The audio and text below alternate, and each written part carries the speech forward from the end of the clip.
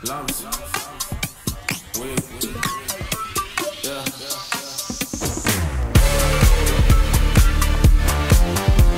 får den selv.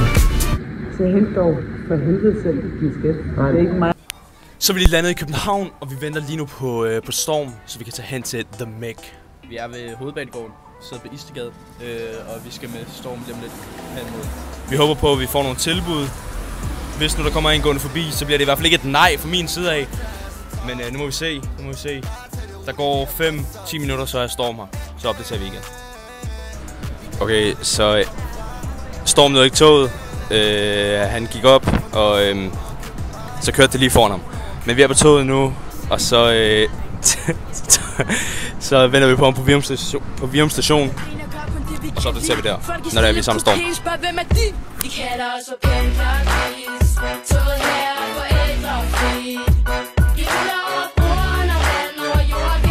Så vi stopper ved næste station, og så venter vi på Storms tog. Og så tager vi afsted sammen med ham. Så de skal køre helt alene. Det er synd for ham.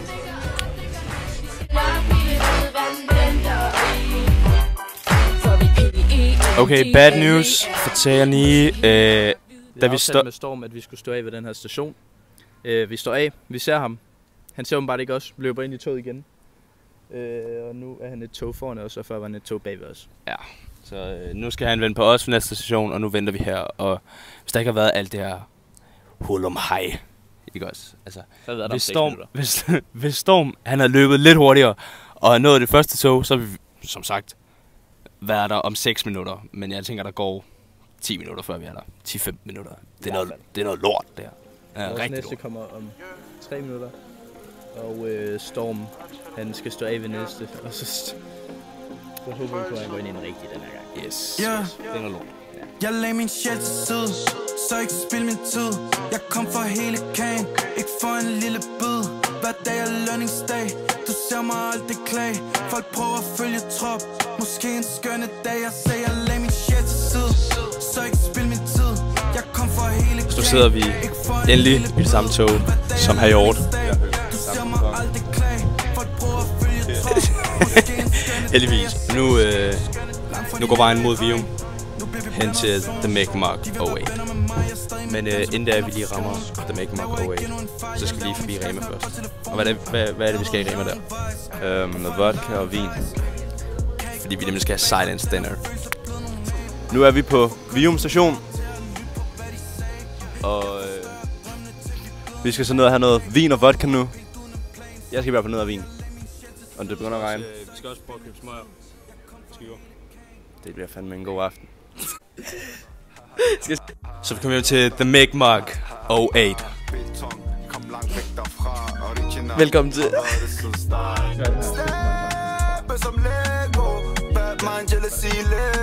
Kan du lige lave en montage med Chopper? Nu ved vi op, når vi har droppet. Kold som maskinen er varm. Debit, kredit, hele vejen. De ved det slet ikke, vi er i gang. De ved det slet ikke, vi er i gang. Ja, vi laver lige en velkomstdrink her. Gin og citroner. Drinks med citroner, ikke? Er det for meget for langt at drikke kolddrik i sommerheden til at klare? Er det for meget for langt, når jeg drømmer om at flyve ned til hende i varmen? Er det for meget for langt, at jeg kan se en for mig, når jeg hører sang? Der er drinks med citroner i. Tag en tår, så toner vi. Jeg ved godt, jeg aldrig har mødt dig før, men du gør begge mine kinder helt ør. Der drinks med citroner i. Tag en tår, så toner vi. Jeg ved godt, jeg aldrig har mødt dig før. Kom nu pige, vil du ikke hjem foran min dør? Og jeg er tro til dig. Vinder bare, drejer bare som på en tallerken til solskinner. Så er Søpper kommet. Hej Søpper. Så vores gas, den løb tør, så nu skal vi have skiftet, og vi er bange for at dø. All the girls that's here for the truth, come put both hands on a DJ booth, then wind your waist to the big man sound. And I get too stiff cause the thing's too round, good God. Make me lift up your gown, but your face so sweet, wanna spin you around. If I go link gang, I'll bring you around. If I go to the bar, I'll bring you around. Which one? Which one?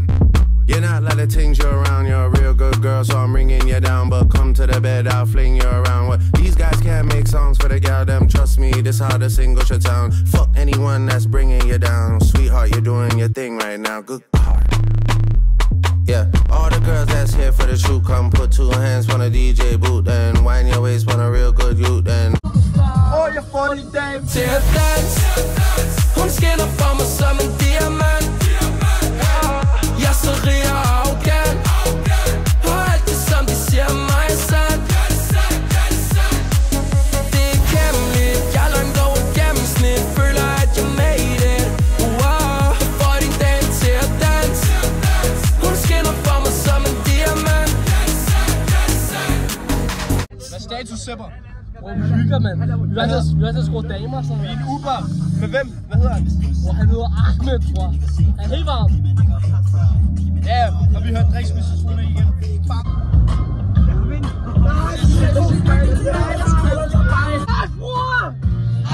Hey, where's that girl I talked to yesterday? Now I said, hey, where is Destiny? Is that her name? I can't believe she would leave without me.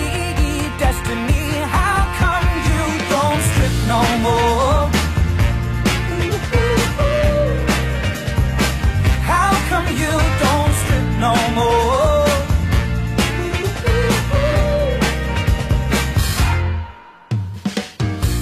I met your friends, I think they like me. Giver hende ikke for mange komplimenter, det hun vant til. Men jeg vil ned i give hende alt for meget ansigt. For hun har nok af det. En 642 telefoner der opladet. Så hun har set lidt af hvert. Jeg vil bare gerne have hendes ben op i vejret. Få hende til at miste varme. Få hende til at tænke på nogle andre ting. Hun har brug for en der kan forandre hende. Rapper med et drankergen og med fis i kasketten. Alt for mange falske, jeg kunne vise hende nægte. Ikke kom og sige at du kan træde mine sko, når du ikke har råd til det. Altid på farten som en metro. Prøv at forstå det. Ikke sige du forstår når du ikke forstår. Også vi kom fra ingenting. Det de har brug for en kiropraktor. De brækker nakker når vi step in. Forstår du mener? Forstår du? Forbud der fylder på kortet. Står du? Roman der fylder med autos. Står du? Viser mig mere end de må nu. Står du? Motion boys, vi starter hårdt ud. Når jeg siger forstår du? Forstår hvad jeg mener. Hvor ser vi uden for scener? Ved du godt hvem der pikker han? Han vil ikke lukke os ind. Han fucker ikke med os. Siger vi kommer ind med kaos. Og det er han ret i. Når jeg siger forstår du? Forstår hvad jeg mener. Hvor ser vi uden for scener? Ved du godt hvem der pikker han? Han vil ikke lukke os ind. Han fucker ikke med os. Status er at de andre drenge er taget hjem for at sove. Klokken er 3. Men Bassemanden bliver... Ja, jeg bliver her og sover, fordi Mikkel sover ved Cecilia, Storm sover ved Vega, og Oscar sover med Ida, og Nina sover ved Akla. Så jeg er endt her. Vi skal lige se, om de har taget min mad. Hej venner.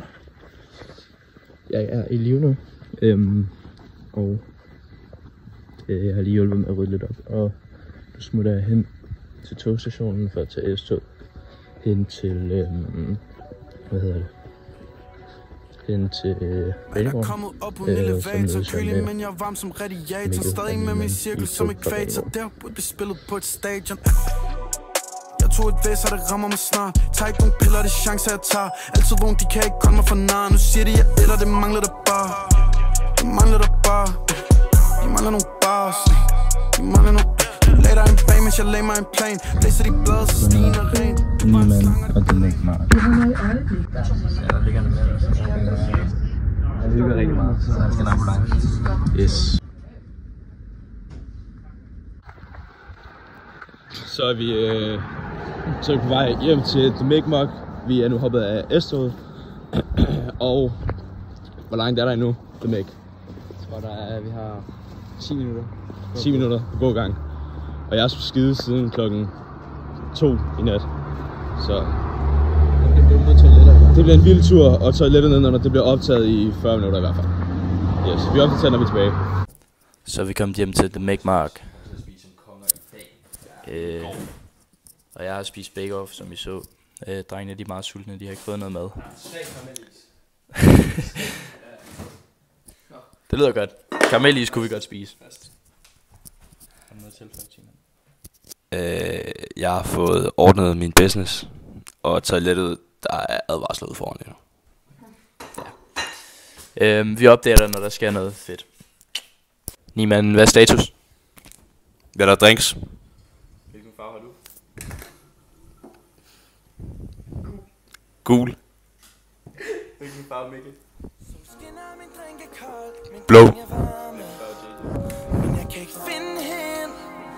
Rød. Slejer råber, det er vores sang. Piger uden tøj på. Min dreng er varme. Jeg vil have dig lige nu. Det sejler i min swimming pool.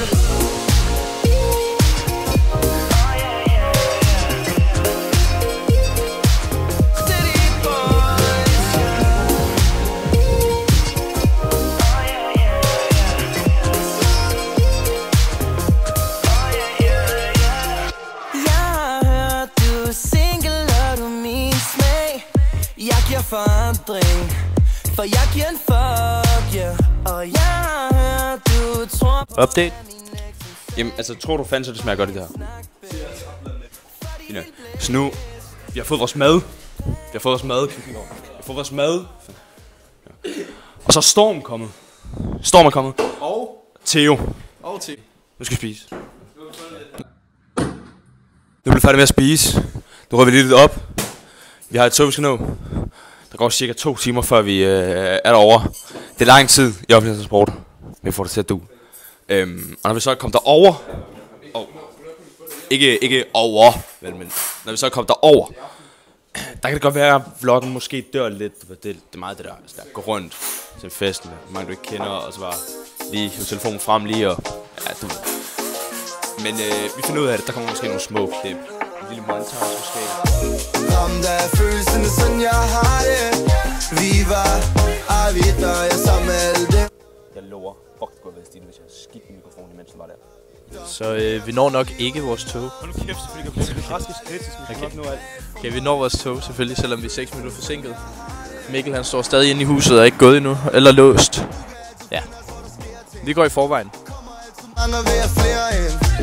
Alle jeg er sammen på at leve lidt. Hvordan endte vi her, det er et mysterie. De holder øje med os som en serie. Hver gang vi er inde, ja, så sker det. Okay, så vi står her med Isak og Christoffer, og hvor skal I hen? Lyngby? Hvad skal I i Lyngby? Så status er, at vi er på toget nu, og vi missede det første, som sagt. Så vi skulle lige vente 20 minutter ekstra, men nu er vi der kl. 22.30. Så er vi simpelthen landet på Hellerup station. Og om 11 minutter, der kommer vores tog mod Helsingør. Ja. Fuldstændig korrekt. Bingo bango. Yes, bingo bango. Og derovre, der bor Vega. Og Vega, når du ser den her video, så vil jeg lige sige, crazy og invitere til klokken 8, når du bor en time væk fra alle. Faktisk 3 timer væk fra mig. Men 3,5 væk fra mig. Ja, så. Men ved du hvad? Det vigtigste er bare, at vi kommer, tror jeg. Ja. Jeg har også lidt at sige. Vi skal lige filme The Maker. Nå, men altså lige nu, der er der 3, der bøvler med maven. Og jeg er den anden, og han er på knæ i den tredje. Så jeg håber virkelig, altså virkelig, at maven den lige løsner op, knuderne de lige binder sig ud, så vi kan få en god aften. Fordi at vi skal starte på gym i overmorgen. Vi vender tilbage, når vi... Don't judge a book by its cover. Okay, så status er, vi er kommet ud af toget. Der var kontrollør. Vi var lige ved at blive sikket. Men det er okay. Lige nu der er vi på vej over til Vega. Vi går i 5 minutter. Og Mikkel han skal lige Theo. Han hygger derovre. Vi opdater, når vi er derovre på et tidspunkt.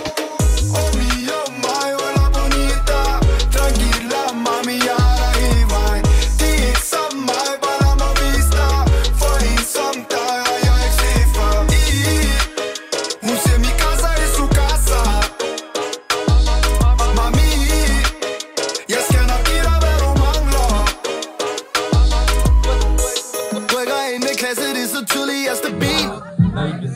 min dreng, de er på. Tag et glas, fyld det op og råb skål. Lad os komme i gang, er der noget, som vi skal nå? Siger hvorfor vi går, når I kan se, at min dreng, de er på. Tag et glas, fyld det op og råb skål. Lad os komme i gang, er der noget, som vi skal nå? Siger min egen, jeg ser dig senere. Du fester, kom nu med mig. Mine venner. Vi er på vej hjem nu, fordi at hvis vi ikke når toget nu, så skal vi vente en time mere, og klokken den er fucking meget.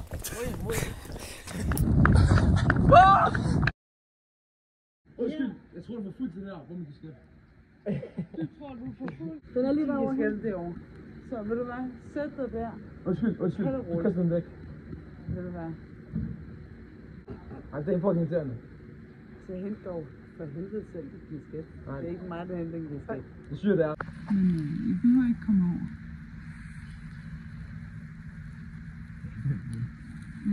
Ja. Han er lidt truende, men... Her der står vi med Sofie Løde, som lader som om hun ringer til politiet. På Google. Det er så fint. Ja. Vi laver bare et ballade. Hun rører ved os, uden vi har bedt om det, og kaster vores tøj. Tøj-ting væk på jorden. Han skal skætte, blandt andet. Det er så fint. Hun er fuld. Vi vil bare gerne videre. Tak. Hej. Så status er, at vi sidder og venter på et tog. Der er 34 minutter til det kommer, fordi vi misser det. Så skulle hun lige sidde og snakke med os. Sådan noget står til lige nu, det er, vi snyder DSB for en masse penge.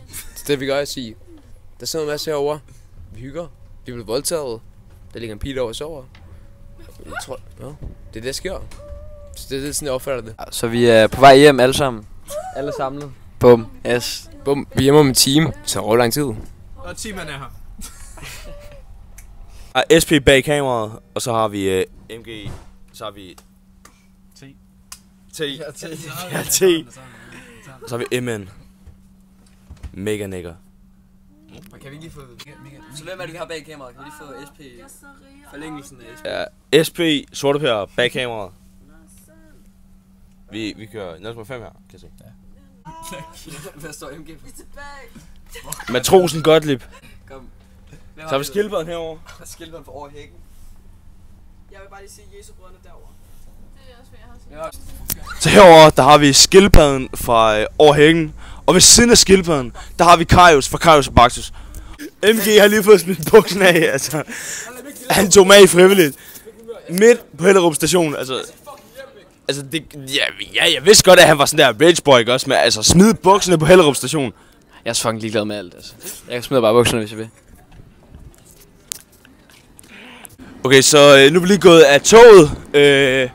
Og nu venter vi venter på et nyt trykker. Ja, vi venter på et nyt tog. Så vi, ja. Vi venter på et nyt, så vi lige kan komme hjem, altså sådan der. Helt hjem. Fordi jeg er træt her. Altså, jeg er rigtig, rigtig træt. Pizza i køleren. Der er is i fryseren. Pizza i køleren. Bum! Der er is i køleren. Pizza... Nej, shit, det var omvendt. Der er pizza i køleren og is i fryseren i foden. Yes. Vi kommer til at spise som konger, når vi kommer hjem. Sommeren stopper aldrig, for det er vores. Mig og min dreng, vi kører shorts. Og du ved, det er fuld på. Vi rammer sommerhuset i det stå. Der sidder vi i toget. Vi har lige fundet noget nyt. Er det på Dyrlund? Er det ikke fucking stå? Er det på Dyrlund? Pædofil! Så vi kommer hjem til The Micmac. Og vi spiser lige nogle rester af vores pizzaer. Og så spiser jeg så spejt klipskassen. Niemand han spiser chips. Ja. Vi er trætte. Theo er taget hjem. Ej, det er værd. Så nu har vi ramt kælderen. Vi har smidt Mikkel ned på gulvet og sove i hans eget hus. Han er lidt længere ned. Yes, ja, der har vi ham. Man kan ikke se, at han er ude for ferie. Nå. Ja, det kæft, altså. I hvert fald, så vil jeg sige godnat. Ja. I får en update, når vi vågner. Så vil vi bare sige godnat. Så godt. Jo. Venstre fod.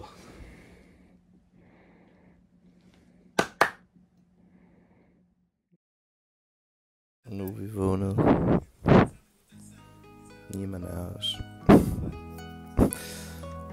Og vi skal gå herfra om 40 minutter, cirka. Det mekan også var. Vi opdater, når vi går. Når vi ligger os i seng, er det langt fra en lur. Det kogende er ind, ja, det er varm temperatur. Det må hun bevæge sig, det fremmer naturen. Hun kigger mig i øjnene og siger svær. Lige nu, der er vi i toget, og det var 4 minutter forsinket. Så når vi kommer hen på Bækkenbroen, så har vi 4 minutter til at nå hen til vores tog. Og hvis vi ikke når det, så skylder til mig 250 kroner.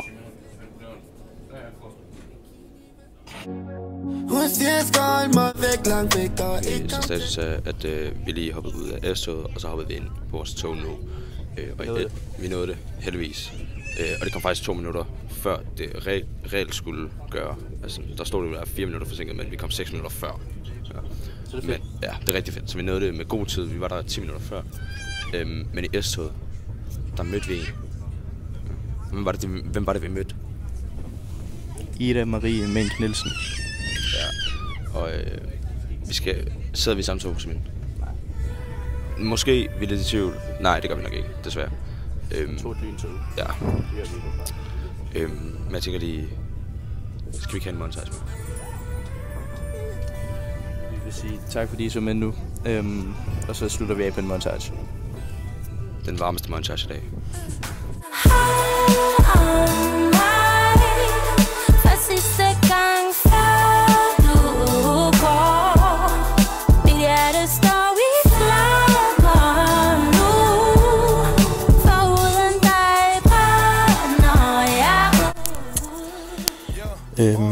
Som I så lige før, så var jeg på vej hjem, og jeg kom hjem nu, og jeg er lige i gang med at redigere det sidste færdige. Og selvom mig Niemann sagde det, så vil jeg bare lige sige tusind tak, fordi I så med. Om 2-3 ugers tid kommer der nok også en vlog, hvor vi er til festival. Mange af os, der var på videoen. Så ja, glæder til det. Vi ses.